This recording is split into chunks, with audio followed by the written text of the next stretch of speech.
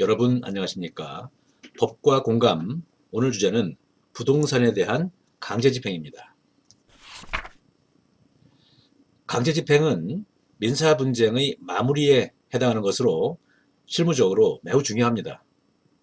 그런데 강제집행이 실무적 내지 절차적 차원의 문제로 그치는 것이 아니라 실체법에도 영향을 줍니다. 그래서 강제집행의 관념을 알아야 민사실체법도 제대로 이해할 수 있는 것이죠. 채무자가 임의로 채무를 이행하지 않는 경우에 국가는 채권자의 권리를 강제로 실현시켜 줍니다. 이것을 강제집행이라고 하는 것인데요. 채무자가 임의 이행을 하지 않는 경우에 이것을 그대로 방치하게 되면 권리체계가 작동하지 않게 될 것이고 결국 사회경제 질서는 엉망이 되겠죠. 강제집행에 대해서는 민사집행법 등에서 규율하고 있습니다. 강제집행이라고 하는 것은 쉽게 말해서 채무자 소유 재산을 강제로 처분하고 현금화해서 자격이 있는 채권자들에게 순위에 따라 배당을 하고 남는 것이 있으면 채무자에게 돌려주는 절차입니다. 강제집행의 주요 대상은 이렇게 세 가지가 있는데요. 그 중에서 오늘 보고자 하는 것은 부동산에 대한 강제집행입니다. 부동산에 대한 강제집행의 핵심 절차는 이렇게 네 단계로 구분이 됩니다. 본격적인 설명에 앞서 기초 개념을 몇 가지 정리하겠습니다. 먼저 강제경매와 담보권 실행 등을 위한 경매, 이것을 임의경매라고 하기도 하는데요. 여기에 대해서 말씀을 드리겠습니다. 집행 과정에 경매 절차가 있는데요. 경매라고 하는 것은 매매의 한 유형으로서 경쟁 방식으로 이루어지는 매매이죠. 이런 경매에 의해서 특정 재산을 매각해서 현금화가 이루어지게 됩니다. 그 중에서 강제경매라고 하는 것, 이것은 가령 담보 없이 금전을 대여한 채권자, 이런 채권자를 일반 채권자라고 합니다. 이러한 일반 채권자의 경우에 채무자가 돈을 갚지 않으면 법원의 판결과 같은 집행권한을 받아서 신청을 함으로써 진행되는 경매, 이것이 강제경매입니다. 이와 달리 임의경매라고 하는 것은 가령 저당권자와 같은 담보권자가 담보권의 실행으로 진행되는 경매입니다. 강제집행이라고 하는 이 용어의 개념, 이것은 두 가지 의미로 사용이 되는데요.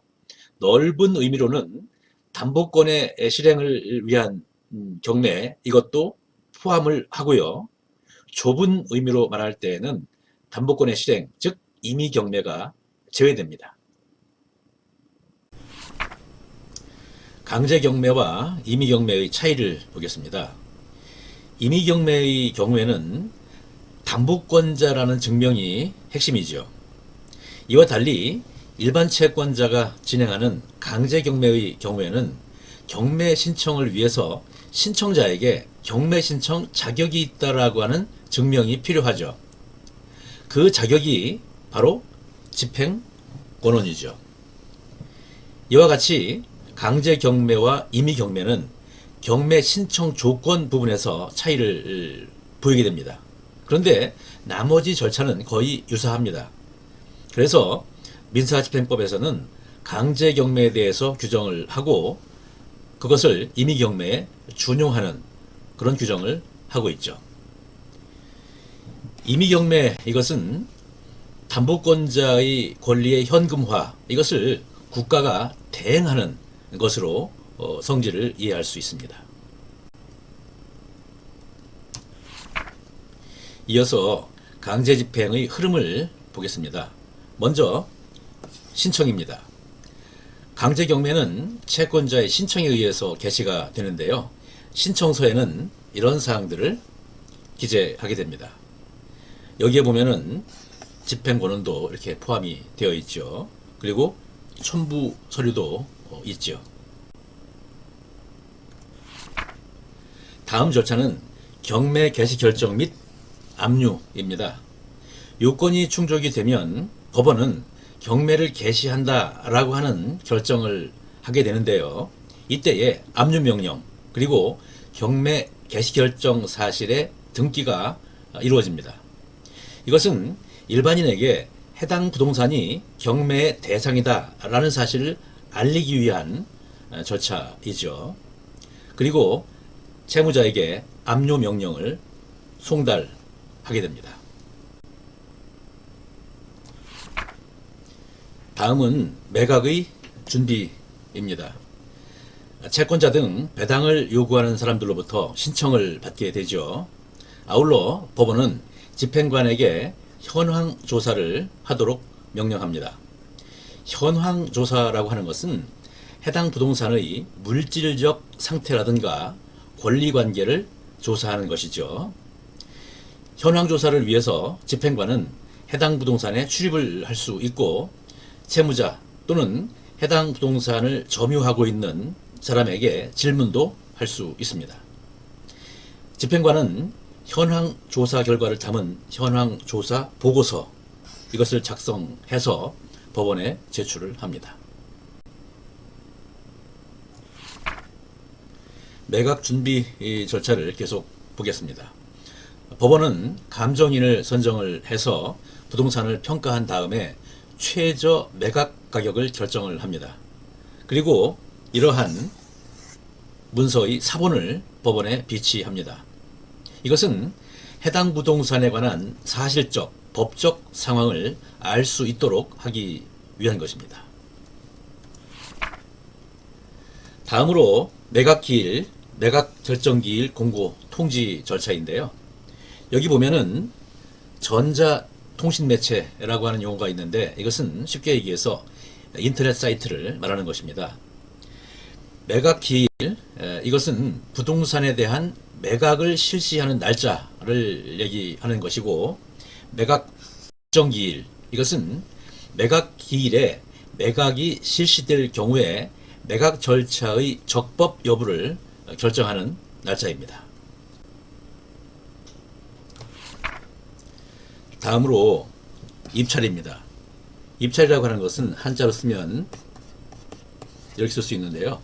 이 찰자라고 하는 것은 문서 정도의 의미로 이해를 하시면 되겠습니다. 그러니까 입찰이라고 하게 되면 문서를 어디에 넣는다, 이런 뜻이 되겠죠. 경매에 참여하는 사람은 입찰함에 입찰 봉투를 넣게 되는데 입찰 봉투에는 입찰표와 입찰 보증금을 넣습니다.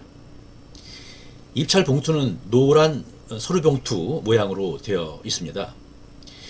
입찰표는 A4 용지 크기로서 여기에는 이러한 사항들을 기재하게 됩니다. 입찰 보증금, 이것은 현금 또는 수표로 이 입찰표와 함께 입찰 봉투에 담게 됩니다. 입찰 보증금은 통상 최저 매각가의 10% 정도인데요. 입찰 보증금은 낙찰이 되지 않으면 나중에 반환을 받습니다. 그런데 어떤 경우에는 입찰 보증금을 반환받지 못하게 되는데요. 예를 하나 들어보겠습니다. 최저 입찰가가 2억 원인데 어떤 사람이 입찰 가격을 2억 2천만 원이라고 써야 할 것을 0을 하나 더 붙여가지고 결국 22억 원으로 기재를 해서 제출을 했다라고 가정을 해보시죠. 이 가격은 분명히 최고가로서 낙찰을 받게 되겠지만은 10배를 더 주고 매입할 이유는 없겠죠. 이 낙찰자는 매수 대금을 납부하지 않을 것이고 이 경우에는 입찰 보증금을 돌려받지 못합니다. 입찰이 마감되면 집행관은 입찰함을 개봉해서 최고가와 차순위 매수 신고인을 발표하면서 매각기일 종결을 알립니다. 그리고 최고가와 차순위 매수 신고인 외의 입찰자들에게, 이런 사람들에게는 입찰 보증금을 돌려줍니다. 다음 절차는 매각 허가 결정입니다. 법원은 매각 허가 결정 기일을 열어서 이해관계인의 의견을 청취한 후에 매각 허가 또는 불허가의 결정을 하게 됩니다. 이 절차에서 이해관계인은 법원의 결정에 대해서 즉시 항고, 즉 이의 제기를 할 수 있습니다.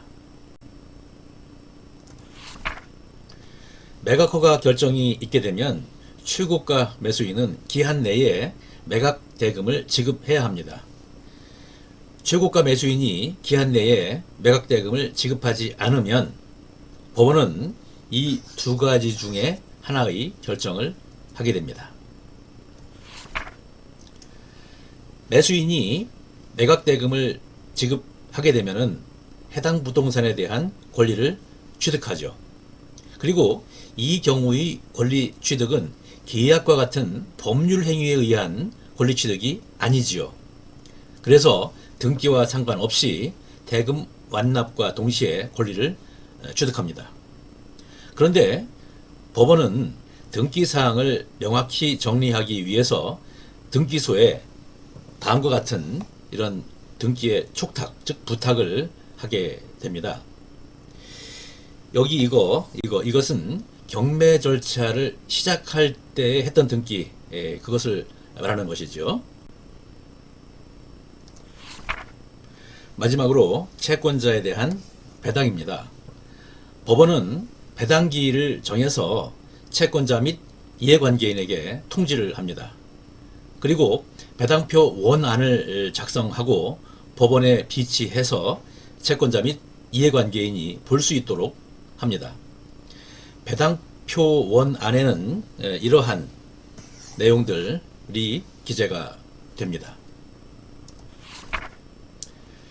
배당기일에 채권자 및 이해관계인이 출석을 해서 합의를 하고 이것을 토대로 해서 배당표를 확정을 하죠. 이렇게 해서 강제집행 절차가 모두 끝나게 됩니다. 이상으로 오늘 설명을 마칩니다. 여러분 감사합니다.